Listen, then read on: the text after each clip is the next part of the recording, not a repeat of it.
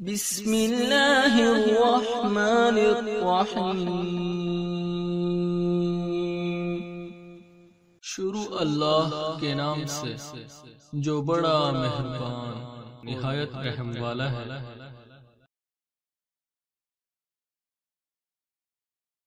اعوذ باللہ من الشیطان الرجیم، بسم اللہ الرحمن الرحیم۔ الحمد للہ والصلاۃ والسلام علی اہلہا، اللہم صلی علی محمد وآل محمد وعجل فرجہم۔ محترم ناظرین و سامعین، السلام علیکم۔ آج کی نئی ویڈیو کے ساتھ حاضر خدمت ہے، میں ہوں علی روحانی اور آپ دیکھ رہے ہیں ہمارا آفیشیل یوٹیوب چینل۔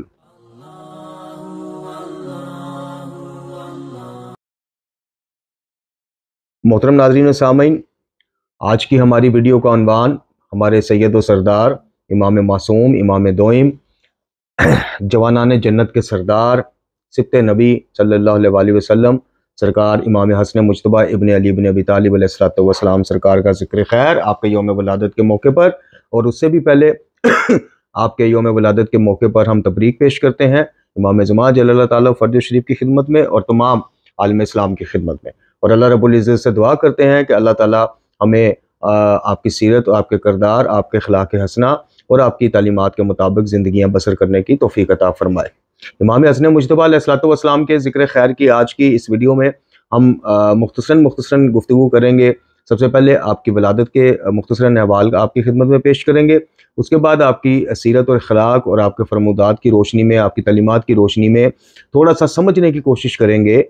کہ کیا امام جو ہیں، جس طرح کہ ہمارا یہ دعویٰ ہے، ہمارا مقدمہ یہ ہے کہ کیا ائمہ اطہار علیہ السلام یا سرکار مصطفیٰ اور آل مصطفیٰ علیہ السلام جی ہمارے لیے بطور ہادی ہیں، بطور امام ہیں، بطور رہنما ہیں، بطور مشل زندگی ان کی تعلیمات ہمارے لیے ہیں۔ ان سے کچھ سیکھنا ہے، زندگی کے طور طریقے، زندگی میں آپ کی سنتوں کی اہمیت کیا ہے، اور کیا آپ کے جو فرمودات عالی شان ہیں وہ صرف سن کے سبحان اللہ یا درود شریف پڑھ دینا یا واہ واہ کہہ دینا یا ماشاءاللہ کہہ دینا اس کے لیے ہیں، اور کیا ہم نے ان ہستیوں کو صرف اپنی دنیاوی حاجت روائیوں، مشکل کشائیوں اور ان چیزوں کے لیے مطلب ہم نے ان کا دسترخوان کہیں بچھانا ہے تو جناب اس نیت سے یا اس سے کہ جناب اس کے فوائد ہم نے بہت کچھ سن رکھے ہیں، 1 روپیہ خرچ کرنے والے کو 100 مل جاتا ہے تو 100 خرچ کرنے والے کو 1000 مل جاتا ہے۔ کیا ہم نے آپ کے ذکر خیر کی جو محافل ہم منعقد کرتے ہیں، چاہے خوشی کے عنوان سے ہوں، چاہے مجالس کے عنوان سے ہوں، وہ صرف اور صرف دنیاوی حاجات اور اسی عنوان سے ہیں کہ جناب رزق مل جاتا ہے، روٹی مل جاتی ہے، بنگلے مل جاتے ہیں؟ کیا وہ جو صحابہ امام تھے جنہوں نے سختیاں سہ کر، جنہوں نے بھوکیں کاٹ کر، اور جو براہ راست منسلک تھے ائمہ طہار کے ساتھ، جی تاریخ آپ اٹھا کر دیکھیں کہ جو زیارت سے مشرف ہوتے تھے، جو ان کے دروس میں شرکت کرتے تھے، جو براہ راست ان سے سیکھتے تھے، کیا وجہ ہے کہ ان کی زندگیاں اتنی مشقت میں کیوں گزری، اتنی تنگ دستیوں میں کیوں گزری، اتنی آزمائشوں میں کیوں گزری؟ کیا وہ آج سے 1300 سال پہلے والے جو صحاب تھے وہ نہیں جانتے تھے کہ یہ ہستیاں جو ہیں، یعنی کہ ان کا جو عنوان ہے وہ ایک ہادی اور امام سے بڑھ کر اس سے زیادہ یہ ہے کہ وہ جناب ان کے وہ اولاد بھی دینے پہ قدرت رکھتے ہیں، تو مال دنیا بھی دے دیتے ہیں اور حاجات دنیاوی۔ لیکن ان صحاب کی کیا خاص بات تھی کہ انہوں نے آپ کو بطور امام اور بطور ہادی آپ کی تعلیمات کو اپنایا اور آخری دم تک مشکلات سہ کے بھی آپ کی سنت اور آپ کی سیرت پر گامزن رہے۔ تو آج جو ایک شیعت کا چہرہ ہمارے ہاں ایک بنا دیا گیا ہے، ہمارے ہادیان رہبران، کہ جو ہم جن کو نبی خدا صلی اللہ علیہ وآلہ وسلم خاتم الانبیاء کے بعد اپنا ہادی اور امام مانتے ہیں، اب جو چہرہ آج ہمیں پیش کیا جاتا ہے وہاں تو یہ چیزیں نوجوانوں کے آگے، مکتب کے آگے بہت کہیں دور رہ گئیں، ان کے آگے بہت زیادہ رکاوٹیں کھڑی کر دی گئیں۔ کہیں پہ جناب لا یعنی بیسیں، کہیں پہ جو عنوان ہمیں ملتا ہی نہیں، کہیں ہمیں دور دور تک ائمہ طہار کا دعویٰ، کوئی ایک بھی جھوٹا دعویٰ نہیں ملتا کہ جناب اللہ تعالیٰ کے اذن کے ساتھ ہم حاجات پوری کرنے پہ قدرت رکھتے ہیں، ہم نوازنے پہ، عطا کرنے پہ قدرت رکھتے ہیں، ہم سے مانگ لیا باذن اللہ سمجھ کے یا براہ راست اللہ سے مانگ لیا، یہ ایک ہی بات ہے۔ مطلب کہ یہ ساری چیزیں جو ہیں یہ آگے آ گئیں، جو اصل چیز تھی وہ پیچھے رہ گئی۔ یعنی اصل چیز کیا تھی؟ آپ خود پڑھیں، آپ خود سوچیں، آپ اپنی عقل پہ پرکھیں کہ اتنا بڑا منصب ان ہستیوں کو دیا گیا۔ ہادی کا منصب سب سے بڑا منصب ہے، یہ انبیاء رسول کا منصب ہے جسے بعد از خاتم الانبیاء صلی اللہ علیہ وآلہ وسلم ان ہستیوں کو سونپا گیا۔ اس منصب کے تحت جو ان کا بنیادی منصب کا جو فرائض منصبی تھے، ان میں سب سے پہلا جو فرض تھا وہ یہ تھا کہ ہدایت دینا، وہ یہ تھا لوگوں کو دین سکھانا، وہ یہ تھا کہ احکامات دین کی تشریحات اور توضیحات پیش کرنا۔ لیکن آج اس عنوان سے مکتب تشیع کے اندر کتنے لوگ اس چیز کے قائل ہیں؟ آپ خود دیکھیے، سب سے زیادہ جو شیعت کے اوپر جو اس ٹائم غالیت اور نصیریت اور ملنگیت کی چھاپ ہے، سب سے زیادہ جو لوگوں کے اذہان میں وہ چیز ڈال رہے ہیں وہ یہ ڈال رہے ہیں کہ جناب جو بھی فضائل، جو بھی قصہ کہانی فضائل کا نام دے کے ان کی سیرت سے منسوب کر دی جائے، اس کے بارے میں اس کا رد کرنا، اس کے بارے میں وہ تو دور کی بات ہے، آپ سوچ و بچار بھی نہ کریں ورنہ آپ مقصر ہو جائیں گے، ورنہ آپ ناسبی ہو جائیں گے، ورنہ آپ خارجی ہو جائیں گے۔ اور جو ان ہستیوں نے ساری عمر ہمیں سب سے بنیادی نقطہ، بنیادی تعلیم دی، یعنی وہ یہ کہ سب سے پہلی جو تعلیم ہے کسی بھی معصوم کی وہ یہ ہے کہ اللہ ایک ہے، اللہ کے علاوہ دوسرا الہ کوئی نہیں، اللہ کے علاوہ عطا کرنے والا کوئی نہیں، اور اللہ جیسا کوئی نہیں۔ اب یہ جو اللہ جیسا کوئی نہیں ہے، اس کو صرف اور صرف جو پیغام، یعنی جو گونگلوں سے مٹی جھاڑنے والی وہ جو مثال ہے وہ یہ کیا جاتا ہے کہ جناب اللہ ایک ہے، اس جیسا دوسرا اللہ کوئی نہیں۔ اب اللہ کے نیچے شفیع کا وہ ٹائٹل لگا کے، جی باذن اللہ کا ٹائٹل لگا کے سارے وہ کام ان ہستیوں سے منسوب ہم نے کیے ہوئے ہیں کہ جو ذات باری تعالیٰ سے مخصوص ہے، یعنی عطا کرنا، بیٹے دینا، بیٹیاں دینا، رزق دینا، صحت اور شفا دینا، زندگی دراز کرنا، موت دینا، یہ سارے وہ کام ہیں جو اللہ سے مخصوص ہیں، اور اس میں اللہ تعالیٰ بطور سفارشی آپ کہہ لیں، بطور شفیع آپ کہہ لیں، بطور وسیلہ کہہ لیں، کسی بھی طور پہ اللہ تعالیٰ کو شرکت گوارا نہیں، چونکہ بنیادی مقدمہ اسلام کا خراب ہو جاتا ہے۔ بنیادی مقدمہ کیا ہے؟ توحید کا مقدمہ، کہ سب سے پہلے تو انکار کرو کہ تمام پاوروں کا، تمام طاقتوں کا مرکز اللہ رب العزت ہے، عطا کرنے والا کائناتوں کو وہ ایک ہی ہے، وہ ہے اللہ۔ اب آ جاؤ وسیلے کے عنوان پہ۔ اب وسیلہ یہ ہستیاں ہیں، ان سے پہلے انبیاء اور رسل تھے، پھر سرکار محمد اور آل محمد علیہ السلام ہے۔ یہ ہستیاں تمہیں بتائیں گی کہ میری ذات کے حوالے سے عقیدہ کیا رکھنا ہے، میرا کلام بتائے گا، میرے کلام کی تشریح اور توضیح یہ تمہیں پیش کریں گی، یہ تمہیں توحید اور معرفت توحید سکھائیں گی، یہ تمہیں اسلام سکھائیں گی، یہ تمہیں میرے قرآن کی پہچان سکھائیں گی، یہ تمہیں بتائیں گی کہ دنیا اور آخرت میں کامیاب زندگی گزارنے کے لیے کیسا رنگ و ڈھنگ اپنانا ہے، کس رنگ میں ڈھرنا ہے، کس طرح سے چلنا ہے، کس طرح سے تم نے اپنے انفرادی معاملات، اجتماعی معاملات، خاندانی معاملات کو لے کے چلنا ہے، تمہاری زندگیوں میں کتاب خدا کی اہمیت اور وقت کیا ہوگا، مقام کیا ہوگا، تمہاری زندگیوں میں میرے نبی کی سنت اور سیرت کا مقام، یہ سارا کچھ تمہیں یہ سکھائیں گے۔ ہم نے وہ سارا کچھ اٹھا کے رکھا سائیڈ پہ، اور ایک چیز پکڑ لی کہ جناب چونکہ یہ وسیلہ ہے، چونکہ ان کی بڑی قربانیاں ہیں، چونکہ اللہ تعالیٰ ان ہستیوں سے راضی ہے، تو بس اب بات ہو گئی ختم۔ اب اللہ جانے، یہ جانے، ہم جانے اور یہ جانے، یعنی ہماری دوڑ ان تک، یہ جانے اور ان کا آگے خدا جانے۔ یہ کانسیپٹ معذرت کے ساتھ یہ بالکل اسلام کے تعلیمات سے بالکل مطابقت نہیں رکھتا، بالکل بھی، قطعاً بھی نہیں۔ اور یہ کس بھی آپ پہ کہا جاتا ہے؟ خود انہی کے بھی آپ پہ کہا جاتا ہے۔ یہ مطلب یہ چیزیں انہوں نے بتائی۔ کہیں امام علی رضا علیہ السلام نے اظہار برات کیا کہ جو خالق کے امور ہم سے تفویض کر دے۔ اب تفویض صرف منہ سے کہنا تو تفویض نہیں ہے مطلب ان کی جہالت کی آپ انتہا دیکھیں کہ ویسے مفوضہ پر لعنتیں خود بھی ڈالیں گے، لیکن ادھر آپ کو وہی کچھ سکھائیں گے۔ یعنی مفوضہ کیا کہتے ہیں کہ باذن اللہ نے اپنے اذن سے، اپنی مرضی سے وہ چیزیں ان کو دے، تفویض کر دی، وہ ہو گئے مفوضہ لعنت کے شکار۔ اور یہ کہتے ہیں کہ جناب تفویض نہیں کی، لیکن باذن اللہ ہر چیز پہ، ہر اس طرح کی قدرت یہ رکھتے ہیں جس طرح کی قدرت خالق کائنات رکھتا ہے، لیکن باذن اللہ، وہ باذن اللہ کا بیچ میں انہوں نے وہ لگا دیا، وہ جناب سارے اس طرف چلے گئے۔ تو ابتدائیہ ہمارا لمبا ہو رہا ہے، لیکن اصل میں چیز بھی یہی ہے۔ ہمارا ابتدائیہ جو ہوتا ہے یا یہ جو گفتگو ہے، اصل میں ہم اسی چیز کے قائل ہیں۔ ہم کہتے ہیں کہ آپ اللہ رب العزت سے حاجات مانگیں، محمد اور آل محمد علیہ السلام کے صدقے آپ سلامتیاں مانگیں، لیکن مانگیں اللہ سے۔ اور یہ کوئی ہم ماں کے پیٹ سے ہمیں خدا نخواستہ کوئی معاذ اللہ کو وحی یا کوئی الہام نہیں ہوا، یہ خود قرآن اور اہل بیت کی تعلیمات ہیں۔ یہ متشابہات لے کے آپ کو اس میں گم کر دیتے ہیں، اور محکم جو فرامین قرآن ہے اور مستند اور متواترہ حدیث معصومین ہیں ان سے آپ کو دور کر دیتے ہیں۔ مطلب جب ایک خدا موجود ہے، جب ایک اللہ جو ہر جگہ حاضر و ناظر ہے، جب ایک اللہ، ایک واحد خدا جو ہماری شہر اگ حیات سے ہمارے قریب ہے، جب ایک اللہ کہ جو گزشتہ قوموں کو مشرک کہہ رہا ہے قرآن میں صرف اس وجہ سے کہ وہ بے شک مجھے اللہ مانتے ہیں، مجھے خالق مانتے ہیں، لیکن میرے ساتھ بھی لگا دیتے ہیں کہ اللہ بھی اور یہ بھی، تو اللہ ان کو مشرک قرار دے دیتا ہے۔ اب وہی عقیدہ ہم مقدس ہستیوں کے نام سے اپنا لیں تو ہم مومن کے مومن رہتے ہیں۔ یہ تضاد ہے معذرت کے ساتھ، یہ بہت بڑا تضاد ہے۔ تو چلتے ہیں سب سے پہلے امام حسن مجتبیٰ علیہ السلام کی ولادت کے مختصر احوال آپ کی خدمت میں پیش کرتے ہیں۔ جی اس ضمن میں جو مورخین نے جس تاریخ پر زیادہ اتفاق کیا جی، وہ 15 رمضان المبارک سن 3 ہجری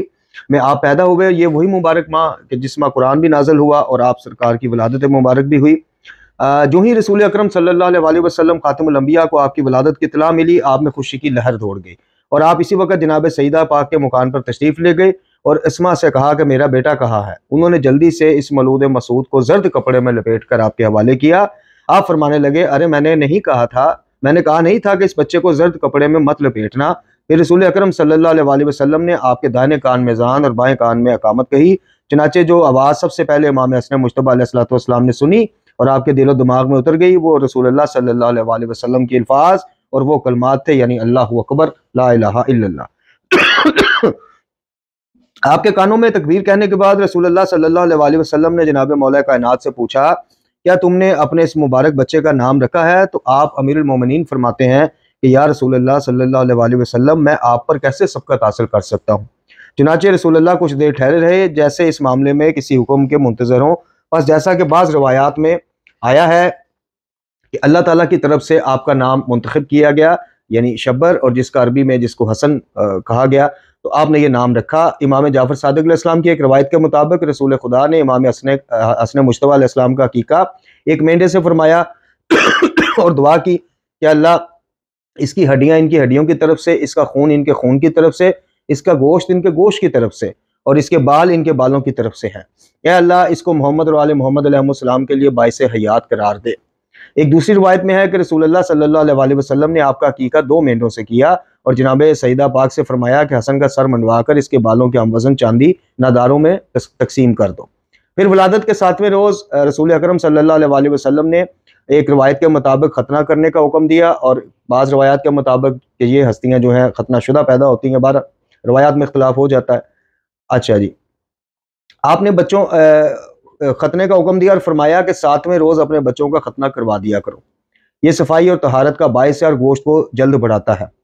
اسد الغابہ کی ایک روایت کے مطابق عباس ابن عبد المطلب کی بیوی ام الفضل سے روایت ہے کہ انہوں نے کہا کہ یا رسول اللہ صلی اللہ علیہ وسلم میں نے خواب میں دیکھا ہے کہ آپ کے جسم عطر کا ایک ٹکڑا میرے گھر میں ہے اور بار روایتیں میری گود میں ہے۔ اس پر جناب نبی خدا علیہ السلام نے فرمایا کہ آپ نے اچھا خواب دیکھا ہے، ان قریب میری بیٹی کے ہاں ایک بیٹا پیدا ہوگا جس کو آپ اپنے بیٹے قسم کے ساتھ دودھ پلائیں گے اور پرورش کریں گے۔ چنانچہ بعض روایات بتاتی ہیں کہ وہی ہوا جو رسول اللہ صلی اللہ علیہ وسلم نے فرمایا تھا، یعنی ام الفضل نے امام حسن مجتبیٰ علیہ السلام کو اپنے بیٹے کے ساتھ دودھ پلایا۔ بہرحال کچھ مورخین اور محدثین اور محققین کے ہاں یہ روایت جو ہے من گھڑت بتائی گئی ہے۔ بہرحال آپ کے مشہور القابات میں طیب، تقی، ذکی، ولی، سبت اکبر اور مجتبیٰ اور کریم اہل بیت بھی آپ کا ایک لقب ہے، یعنی آپ کی سخاوت، آپ کی جو شان تھی سخاوت کی، اور جس طرح سے آپ مطلب آپ کے فرامین سے بھی یہ چیز واضح ہے کہ امام کی جو سب سے محبوب اللہ تعالیٰ کی اطاعت اور عبادت کے بعد جو محبوب چیز تھی وہ مومنین کی جو ہے مالی معاونت کرنا، ان کی مشکلات میں، ان کے مصائب میں جا کے ان کی دلجوئی کرنا، نہ صرف دلجوئی کرنا بلکہ ان کو اتنا عطا کرنا کہ وہ پھر کسی اور سے قرض لینے کے حوالے سے یا مانگنے کے حوالے سے بے نیاز ہو جاتے تھے۔ مطلب ان کو اتنا دیتے تھے امام اللہ تعالیٰ کے دیے ہوئے سے کہ وہ پھر ان کو حاجت ہی نہیں رہتی تھی، اور مہمان نواز بہت تھے امام حسن مجتبیٰ علیہ السلام۔ وہ تو آپ دیکھ لیں کہ آپ کا دسترخوان آج بھی مشہور ہے، مہمان نواز بہت تھے، پردیسیوں، مسافروں کے لیے، خاص کر یتیموں کے لیے، مساکین کے لیے اچھے سے اچھا دسترخوان جو ہے وہ اچھے سے اچھی خوراک کو دسترخوان کی زینت بناتے تھے امام۔ امام حسن مجتبیٰ علیہ السلام سورہ مبارکہ احزاب کی آیت کے مبارک اہل بیت میں شامل، یعنی زیر قصہ آنے والی ہستیوں میں شامل، سورہ مبارکہ شورى کی آیت نمبر 23 کے حوالے سے کہ جہاں مودت فی القربہ کا حکم آیا کہ قرابت داروں سے مودت کیجیے، رکھے اجر رسالت ادا کیجیے، اس میں شامل۔ اسی طرح آپ نجران کے عیسائیوں سے جو مباہلہ ہوا تھا اس آیت کے تحت آپ نبی اکرم صلی اللہ علیہ وسلم کے بیٹوں میں شامل۔ آپ ساری زندگی جو ہے بالکل چلتی پھرتی ایک سنت اور سیرت رسول صلی اللہ علیہ وسلم کی تصویر تھے۔ صحیح مسلم کی ایک روایت کے مطابق امام حسن مجتبیٰ علیہ السلام کو رسول اللہ گود میں بٹھائے ہوئے تھے اور فرماتے جا رہے تھے کہ میرا یہ بیٹا سید اور سردار ہے۔ امام حسن اپنے نانا کی تربیت میں رہے، چنانچہ رسول اکرم صلی اللہ علیہ وسلم نے آپ کو اپنی رسالت، تعلیمات، اپنے اخلاق، اپنی شرافت نفس اور کشادگی قلب کی غذا بہم پہنچائی۔ آپ رسول اکرم کی مائیت اور نگرانی میں رہے یہاں تک کہ آپ اپنے رفیق اعلیٰ سے جا ملے۔ زینب بنت ابو رافع روایت کرتی ہیں کہ جناب سیدہ پاک رسول اکرم کے اس مرض کے دوران کہ جس میں آپ کا انتقال ہوا، اپنے بیٹے حسن اور حسین کو ساتھ لے کر آپ کے پاس آئیں اور فرمانے لگیں کہ یہ میرے بیٹے ہیں، ان کے لیے کوئی وراثت عطا فرمائیے۔ اس پر رسول اکرم صلی اللہ علیہ وسلم مسکرا دی اور فرمایا کہ اے میری پیاری بیٹی، میری وراثت میں سے جو جلال ہے اور میری عظمت ہے وہ میرا بیٹا حسن ہے. یعنی اس وراثت کا ذکر ہو رہا ہے کہ حسن کے لیے میرا جلال اور میری عظمت ہے، اور میری وراثت کا دوسرا حصہ یعنی میری جرأت اور سخاوت وہ میرا بیٹا سید الشہداء حسین ابن علی علیہ السلام ہے. علامہ طبرسی نے محمد بن اسحاق سے روایت کی ہے کہ انہوں نے بیان کیا کہ رسول اکرم صلی اللہ علیہ وسلم کے بعد بزرگی میں کوئی صد کو نہیں پہنچا جس حد تک حسن ابن علی پہنچے. وہ اپنے گھر کے دروازے پر فرش بچھا کر بیٹھے تو آپ کے جلال کے باعث لوگ ادھر سے گزر نہ سکتے تھے. جب آپ کو معلوم ہوا تو آپ اٹھ کر اندر چلے گئے، تب لوگوں نے گزرنا شروع کیا. راوی مزید کہتا ہے کہ میں نے آپ کو مکے کے راستے میں دیکھا کہ آپ اپنی سواری سے اتر کر پیدل چل رہے ہیں. اب لوگوں میں کوئی بھی ایسا نہ رہا جو سواری سے اتر نہ گیا ہو. حالانکہ قافلے میں سعد بن عبادہ بھی تھے، چنانچہ وہ بھی سواری سے اترے اور مکہ کی جانب پیدل چل پڑے. بخاری میں، مسلم میں اور ترمذی نے اپنی صحاح میں اور ابن کثیر نے البدایہ والنہایہ میں برعا بن عازب سے روایت کی ہے کہ انہوں نے بیان کیا کہ میں نے رسول اکرم صلی اللہ علیہ وسلم کو دیکھا کہ حسن مجتبیٰ آپ کے کاندھوں پر ہیں اور آپ فرما رہے ہیں اے اللہ میں اس کو محبوب رکھتا ہوں اور تو بھی اس کو محبوب رکھ تو بھی اس کو محبوب رکھ، اور جو ان کو محبوب رکھے ان کو بھی تو محبوب رکھ. ام المومنین جناب عائشہ رضی اللہ عنہ فرماتی ہیں کہ رسول اکرم صلی اللہ علیہ وسلم جناب حسن کو لیتے اور اپنے سے لپٹا کر فرماتے کہ اللہ یہ میرا بیٹا ہے،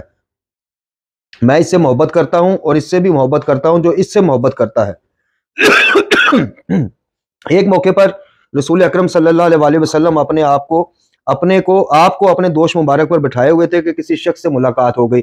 وہ کہنے لگا بچے تم کو کیسی اچھی سواری ملی ہے. اس پر رسول اللہ نے فرمایا کہ یہ سوار بھی تو دیکھ کتنا اچھا ہے.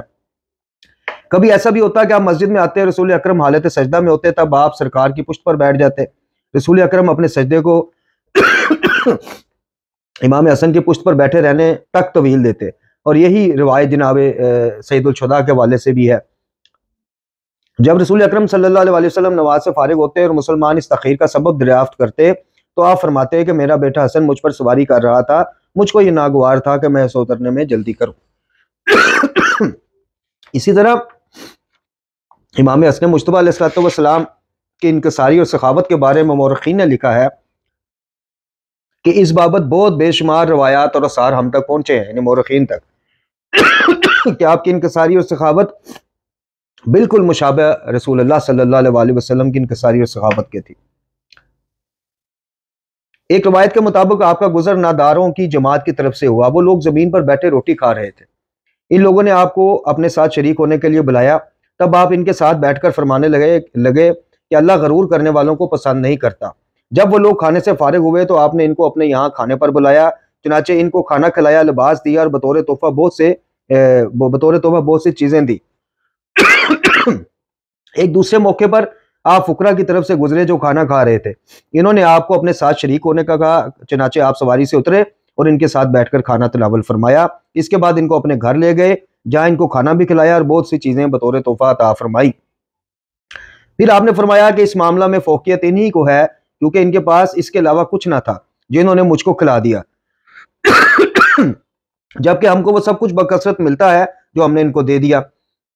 محدثین بیان کرتے ہیں کہ ایک حاجت مند آپ کے پاس پہنچا تو آپ نے اس سے کہا اپنی حاجت لکھ کے میرے پاس لے آ. اس نے اپنی حاجت لکھ لی اور اس کو آپ کے پاس لے گیا. آپ نے اس کو حاجت سے دگنا عطا کیا. اس پر آپ کے کسی ہمنشین نے کہا کہ فرزند رسول یہ رکا اس کے لیے کیسا بابرکت رہا. تب آپ نے فرمایا کہ اس کی برکت یعنی اس رکے کی برکت اس کی نسبت ہمارے اوپر زیادہ ہے کیونکہ ہم کو نیکی کا ایک اور موقع مل گیا. سبحان اللہ. یعنی کسی نے کہا اس نے جو رکے میں حاجت لکھ کر آپ کو دی اس کے لیے کیسی مبارک ثابت ہوئی کہ جتنا اس نے مانگا تھا اسے ڈبل لے گیا. تو آپ نے کہا نہیں، یہ رکا میرے لیے باعث برکت زیادہ ہوا کہ مجھے نیکی کرنے کا ایک اور موقع مل گیا. تو یہ سنت اور سیرت ہے. یہ ان ہستیوں کا کردار ہے. یہ نمونہ عمل ہمارے لیے اس لیے ہے، اس لیے نہیں ہے. کہیں قرآن میں جہاں ان کی شانیں بیان ہوئی ہیں، کہیں حدیث رسول صلی اللہ علیہ وسلم میں جہاں ان ہستیوں کی شانیں بیان ہوئی ہیں، کہیں ان فرامین میں جن میں اپنا تعارف یہ خود کرواتے ہیں، کہیں انہوں نے ہمیں یہ نہیں کہا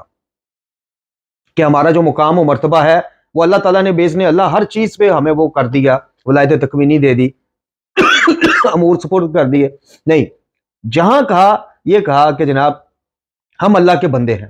ہاں یہ ضرور ہے کہ تمام قیامت تک آنے والی مخلوقات میں بعد از نبی خدا صلی اللہ علیہ وسلم ان جیسا کوئی بھی نہیں. لیکن اس کا کیا یہ مطلب ہے کہ وہ اللہ کی اعلیٰ اور عرفہ مخلوق ہیں تو قابل پیروی نہیں ہے، ان کی اتباع نہیں ہو سکتی۔ اگر محترم ناظرین و سامعین ان کی اتباع نہیں ہو سکتی، ان کی پیروی نہیں ہو سکتی، تو پھر مجھے بتائیے کہ پھر وہ امام کس عنوان سے ہیں، ہادی کس عنوان سے ہیں؟ پھر کس طرح سے ان کو بطور امام ان کی پیروی کی جائے؟ پھر وہ اولی الامر والی جو اطاعت ہے وہ کدھر جائے گی؟ اگر ہم چاہ کر بھی ان کی پیروی نہیں کر سکتے، صرف فضائل سن کے نعرے لگا سکتے ہیں تو مسائل سن کے رو سکتے ہیں، صرف اس عنوان سے یہ ہادیان ہے؟ یہ آپ نے اور میں نے خود سوچنا ہے۔ ایک مرتبہ آپ نے ایک شاعر کو دل کھول کر مال دیا۔ آپ کے ایک ہم نشین نے کہا کہ سبحان اللہ، آپ ایک شاعر کو اتنا کچھ دے دیتے ہیں جو اللہ کی معصیت کرتا ہے اور غلط بیانی کرتا ہے۔ اس پر آپ نے فرمایا، اے بندہ خدا، مال کا بہترین مصرف وہ ہے جس سے تم اپنی عزت کو بچاؤ، پس شر سے بچنا بھی خیر کو حاصل کرنے کے برابر ہے، اور اس پر مال خرچ کرنے میں، یعنی اپنے آپ کو شر سے بچانے کے لیے مال خرچ کرنے میں کوئی مذائقہ نہیں۔ کسی شخص نے آپ کے سامنے دستے سوال دراز کیا، آپ نے اس کو 50,000 درہم اور 500 دینار جو ہیں وہ عطا فرمائے، پھر اس سے فرمایا کہ کوئی ان کو اٹھا کر لے جانے والا لے آؤ۔ وہ ایک مزدور کو لے کر آیا تو آپ نے اس کو اپنا لبادہ دیا اور فرمایا کہ یہ اٹھانے والے کی مزدوری ہے، یعنی مزدور کی مزدوری بھی آپ نے موقع پر ادا کی۔ اسی طرح کافی انہوں نے حالات اور واقعات آپ کی سخاوت کے حوالے سے بیان کیے ہیں۔ دامن وقت میں ظاہر اتنی گنجائش نہیں ہوتی۔ اب ہم چلتے ہیں آپ کے کچھ فرامین جو آپ نے مولا کائنات کے علیہ الصلوۃ والسلام کے کچھ سوالات کے جوابات دیے امام حسن مجتبیٰ علیہ السلام نے، وہ آپ کی خدمت میں پیش کرتے ہیں۔ اس سے پہلے ایک روایت سنتے جائیے۔ امام حسن مجتبیٰ نے اپنے ایک ہم نشین سے فرمایا کہ اگر تم قبیلے کی طاقت کے بغیر، عزت کے اور اقتدار کے بغیر دبدبے کے خواہ ہو تو خدا کی معصیت کی ذلت سے نکل کر خدا کی اطاعت کی عزت میں داخل ہو جاؤ۔ سبحان اللہ، یہ وہ چیزیں ہیں جو ہم نے اور آپ نے سیکھنی ہے۔ یعنی کیا فرمایا کہ قبیلے کی طاقت کے بغیر، عزت اور اقتدار کے بغیر دبدبہ چاہتے ہو تو اللہ کی نافرمانیوں والی اطاعت سے نکلو، اللہ کی فرما برداری والی اطاعت میں آ جاؤ اور عزت حاصل کرو۔ اگر ضرورت تم کو لوگوں کی صحبت اختیار کرنے پر مجبور کرے تو تم ایسے شخص کے پاس بیٹھو جس کی صحبت تمہارے لیے باعث زینت ہو اور جس کی خدمت تمہارے لیے باعث حفاظت ہو، اور اگر تم اس سے مدد کے خواہ ہو تو وہ تمہاری مدد کرے، جب تم بات کہو تو وہ تصدیق کرے، اگر تم حملہ کرو تو وہ اس میں تیزی پیدا کرے، تم اپنا ہاتھ احسان کے لیے بڑھاؤ تو وہ اس کو اور بڑھا دے، اور اگر تمہارے متعلق کوئی بدنامی ظاہر ہو جائے تو وہ اس کو ڈھانپ دے، اگر وہ تمہاری نیکی دیکھے تو سراہے، اگر تم اس سے مانگو تو وہ عطا کرے، اگر تم اس کے سامنے خاموش رہو تو وہ خود ابتدا کرے، اگر تم پر کوئی مصیبت آ پڑے تو تم کو تسلی دے، نہ اس سے تمہارے لیے کوئی نا انصافی ظاہر ہو اور نہ تمہارے ساتھ اس کے طرز عمل میں کوئی تبدیلی ہو، آفات کے مواقع پر وہ تمہارا ساتھ نہ چھوڑے، اور اگر تم دونوں مال کی تقسیم میں جھگڑ پڑو تو وہ تم کو اپنے آپ پر ترجیح دے۔ دیکھیں پورا ایک دوستی کا چارٹر امام نے بیان فرما دیا مولا نے۔ راویوں کا بیان ہے کہ جناب علی مرتضیٰ علیہ السلام نے امام حسن مجتبیٰ سے اخلاق اور آداب اور دیگر انسانی صفات کے متعلق پوچھا تو انہوں نے ایسے جوابات دیے جو بالکل اچھوتے تھے۔ چنانچہ مولا کائنات امیر المومنین کے سوالات کے جوابات کے میں فرماتے ہیں امام، یعنی امام حسن مجتبیٰ مولا کے پوچھے گئے سوالات کے جواب میں فرماتے ہیں کہ سداد یعنی نیکی کے ذریعے بدی کو دور کرنا ہوتا ہے، شرف یعنی اقربا سے نیک سلوک کرنا اور ان کی سختیوں کو برداشت کرنا ہوتا ہے، مروت یعنی پاک دامنی اور انسان کا اپنے مال کو پاک کرنا ہوتا ہے، رکت یعنی کم پر قناعت کرنا اور ذلت کو قبول نہ کرنا ہوتا ہے، سماحت یعنی تنگی اور فراغی میں راہ خدا میں خرچ کرنا ہوتا ہے، اخا یعنی سختی اور آسانی کے زمانے میں وفاداری کرنا ہوتا ہے، جبن یعنی دوست کو بہادری دکھانا اور دشمن کے سامنے لڑنے سے جی چرانا ہوتا ہے، حلم یعنی غصے کو پی جانا اور اپنے نفس کو قابو میں رکھنا ہوتا ہے،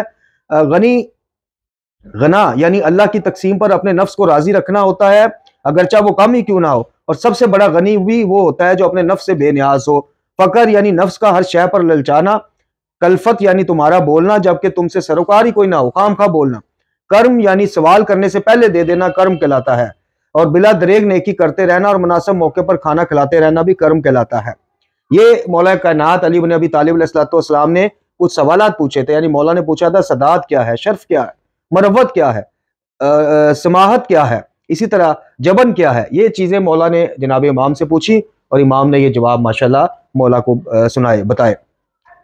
ایک روز آپ نے اپنے صاحب کے گروہ کے سامنے گناہوں کے اسباب بیان کرتے ہوئے فرمایا کہ 3 چیزیں انسانوں کی ہلاکت کا باعث ہیں، غرور، لالچ اور حسد۔ غرور میں دین کی تباہی ہے، اسی کی وجہ سے ابلیس پر لعنت کی گئی۔ لالچ نفس کا دشمن ہے، اس کی وجہ سے جناب آدم جنت سے نکلے، اور حسد برائی کا پیش خیمہ ہے، اسی کی وجہ سے قابیل نے حابیل کو قتل کیا۔ محترم ناظرین و سامعین، اس کے علاوہ بھی بے شمار واقعات آپ کی سیرت مبارکہ سے جو آپ کی خدمت میں پیش کیے جا سکتے ہیں، لیکن آپ دیکھ رہے ہیں ایک تو معذرت خواہ ہوں کہ کھانسی کی وجہ سے، ناسازی طبیعت کی وجہ سے کل بھی ویڈیو اسی وجہ سے نہیں بن پائی، اور آج چونکہ بارگاہ امام میں یہ نوکری ہم نے لازماً دینی ہوتی ہے، ولادت ہو یا شہادت ہو، تو آج بھی آپ دیکھ رہے ہیں کہ بار بار کھانسی کی وجہ سے ظاہر ہے آپ بھی شاید تھوڑا سا زحمت محسوس کر رہے ہوں۔ تو انشاءاللہ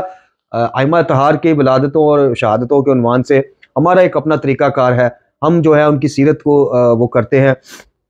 کہ فضائل سن کے خوش ہونا مومن کی نشانی ہے، اور آل محمد کے غموں کو سن کر غمگین ہونا یہ بھی مومن کی نشانی ہے، لیکن ان دونوں کے درمیان ایک بہت بڑی ذمہ داری بھی ہے جو مومن کی نشانی ہے،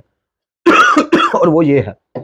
کہ صرف فضائل سن کے واہ واہ نہیں کرنی، تے مصائب سن کے ہائے ہائے نہیں کرنی، ہم نے آپ کی سیرت مبارکہ سے کچھ سیکھنا بھی ہے، اسی کا نام شیعت ہے، اسی کا نام امام کا پیروکار ہونا ہے، اسی کا نام اطاعت امام ہے، اور یہ وہی اطاعت ہے جو ہمیں اللہ اور رسول کی اطاعت تک لے جاتی ہے۔ تو آج کی ویڈیو یہیں پہ ختم کرتے ہیں اس دعا کے ساتھ کہ پروردگار عالم ہمیں کریم اہل بیت امام حسن مجتبیٰ علیہ السلام کی سیرت طیبہ سے کچھ سیکھنے کا اور پھر اس پر عمل کرنے کا جو ہے وہ جذبہ دے، توفیق دے اور ہمت دے۔ اللہ تعالیٰ امام زمان جل اللہ تعالیٰ فرد شریف کے ظہور میں تاجیل فرمائے، اللہ تعالیٰ ہمیں نماز پنجگانہ قائم کرنے کی توفیق عطا فرمائے، وما علینا الا البلاغ۔